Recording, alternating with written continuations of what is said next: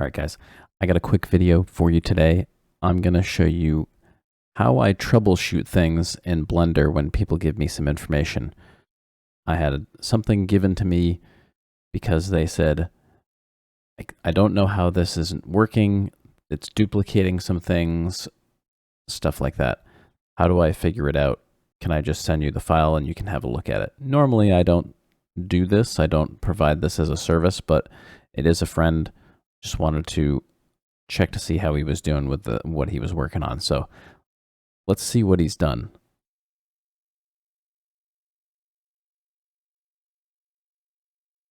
All right. So let's move over to here. All right. So he's working on some tires and wheels here. Okay. So there's things in this game called variants, and there are parts. You can assign a bunch of parts to a specific variant, and you can assign multiple different types of parts to a variant. So you can have one variant with many different parts on there, and they might be, some of those parts that are in there might even be included in a different variant. A lot of this comes into play when you have multiple length chassis, we'll say. So the bumper node will always be the same because they always extend back from the front. They never go forward. So the bumper node will be the same. There won't be a bumper 1, 2, 3, 4, 5 because that always stays in the same position.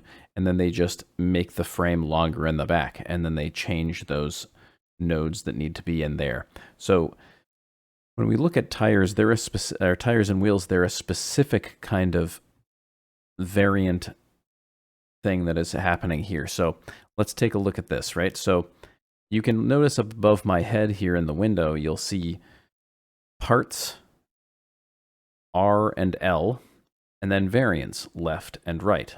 I mean, we can guess what those things are.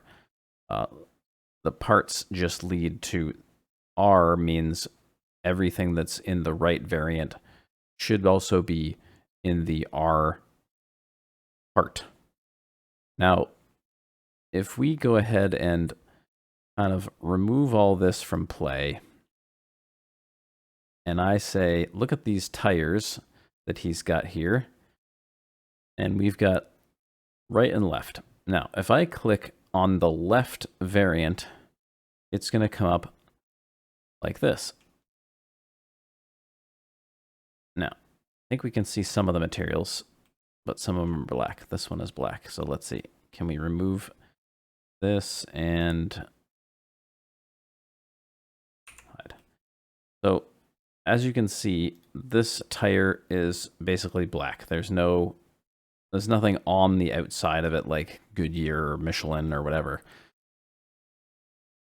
So if you remember, I pressed left. So let's go back to the root node. And it says left is L. So when that thing is highlighted, that means the left part is going to be in the left variant. That's good. We want that.